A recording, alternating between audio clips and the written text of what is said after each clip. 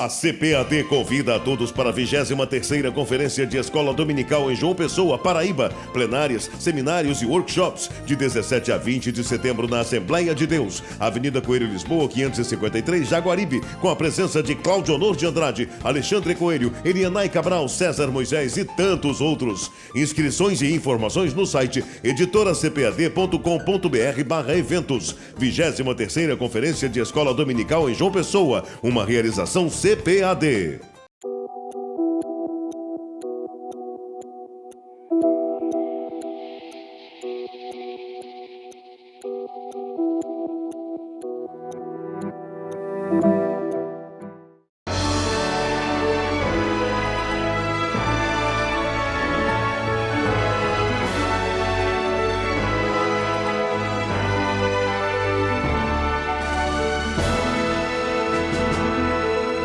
Subsídios. Lições bíblicas. Adultos. Lição 9. A corrupção dos últimos dias. Nós vamos estudar agora a lição número 9 deste trimestre, que tem como título A Corrupção dos Últimos Dias. O texto áureo nos diz: mas estes, como animais irracionais, que seguem a natureza, feitos para serem presos e mortos, blasfemando do que não entendem, perecerão na sua corrupção. 2 Pedro 2:12. Nesta lição, veremos como Paulo, profeticamente, alertou para a corrupção que haveria de dominar a humanidade nos últimos tempos que antecedem a volta de Cristo. A humanidade poderia ter começado bem, mas começou mal, com o pecado da desobediência a Deus em sua origem. O ser humano não soube aproveitar a bondade de Deus ao criá-lo feito imagem e semelhança dele. Gênesis 1:29. Usou mal o livre-arbítrio concedido pelo Criador e já no princípio, no cenário do Jardim do Éden, lugar maravilhoso onde não faltava absolutamente nada, o homem preferiu ouvir a voz do diabo. Além disso, o homem desencaminhou-se construindo deuses falsos para adorar, desrespeitando a adoração ao Deus verdadeiro, Criador dos céus e da terra e do homem. O pecado é a raiz de todos os males e comportamentos inadequados do homem, enquanto criatura, perante o seu Criador.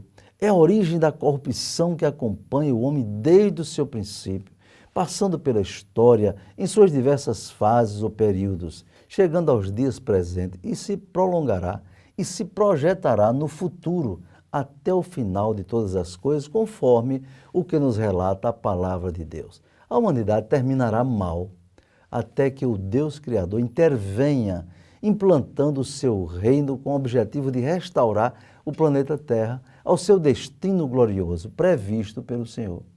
Depois de séculos, em lugar de o homem evoluir, como diz a fábula da teoria da evolução, não só tem decaído em sua vida biológica, como tem piorado terrivelmente em termos espirituais e morais.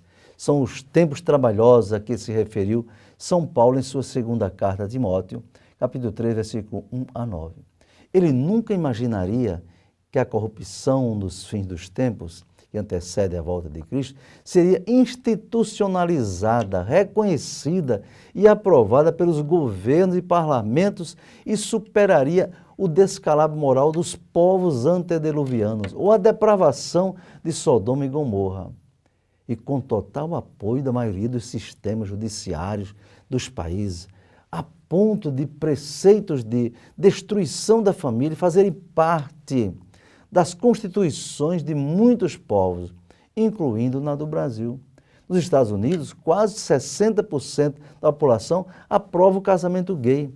No Brasil, ainda não tem aprovação da maioria, mas a depravação faz parte dos planos oficiais de direitos humanos.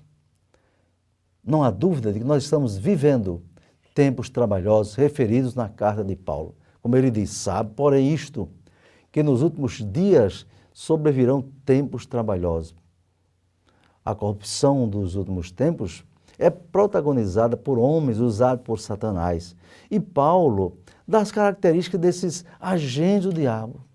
Quando ele diz, Mas o Espírito expressamente diz que nos últimos tempos apostatarão alguns da fé, dando ouvidos a doutrinas de demônios, a espíritos enganadores, pela hipocrisia de homens que falam mentiras, tendo cauterizado a sua própria consciência. 1 Timóteo 4:1. São homens amantes de si mesmos, são egoístas ao extremo, buscam os seus interesses em primeiro lugar, antes de valorizarem os outros e a obra do Senhor. Eles não têm amor, pois o verdadeiro amor não busca seus interesses, diz a Bíblia. Eles são avarentos, são amantes do dinheiro, fruto da característica anterior de seu egoísmo. Hoje há falsos obreiros que só pregam por dinheiro, pensando em enriquecer. Há cantores que se dizem levitas, mas só cantam por dinheiro. São presunçosos, são homens cheios de orgulho, de arrogância, que se julgam superiores aos outros.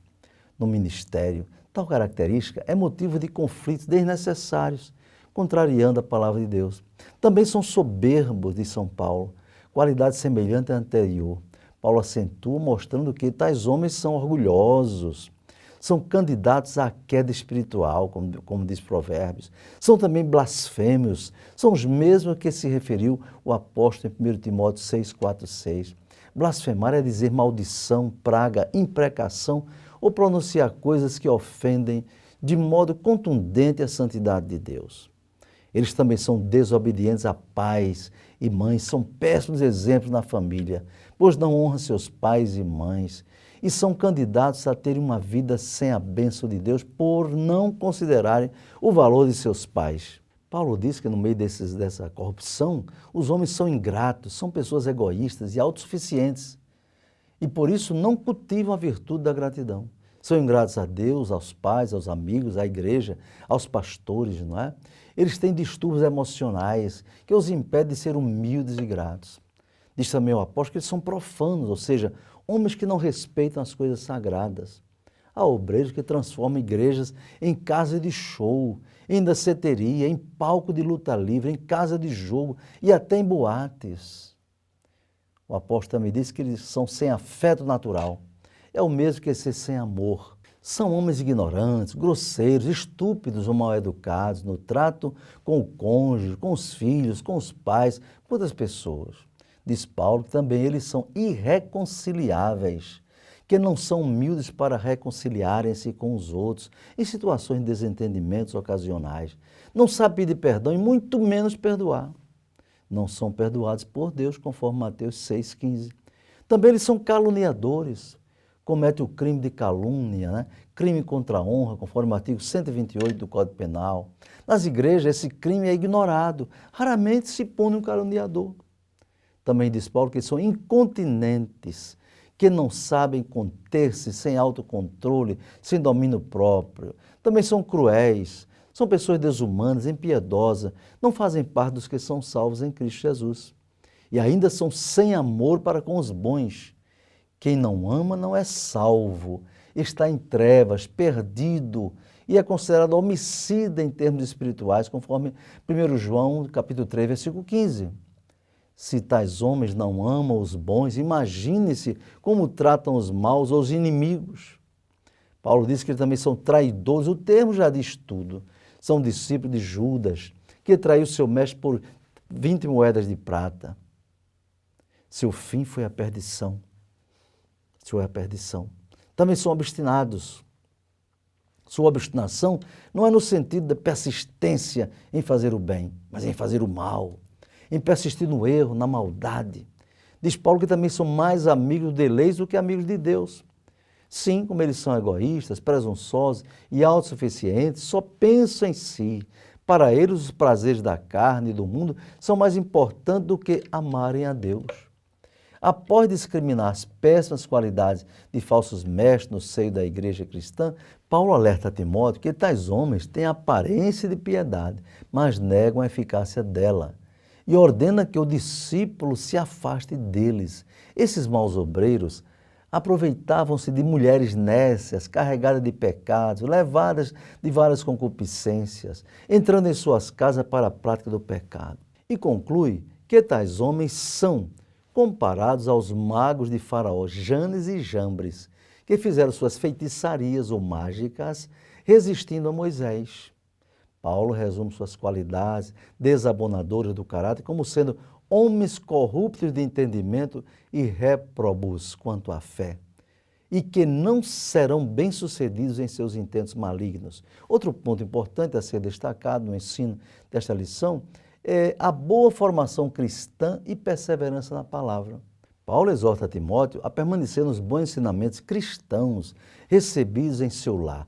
Tu, porém, permanece naquilo que aprendeste e de que foste inteirado, sabendo de quem o tens aprendido. Sua formação familiar era tão marcante que Paulo, nesta seção da segunda carta, faz referência à sua infância num lar cristão, que valoriza o ensino no culto doméstico, coisa rara nos dias atuais. Diz ele que desde a tua meninice sabe as sagradas letras que podem fazer-te sábio para a salvação pela fé que há em Cristo Jesus. Em muitas igrejas não há mais escola dominical, foi substituída pelo culto dominical pela manhã e não há mais culto à noite. O comodismo e as conveniências humanas tomando o precioso lugar do ensino bíblico. Que Deus continue abençoando os professores e alunos e que todos que fazem nossa querida escola dominical possam tirar bom proveito desta lição.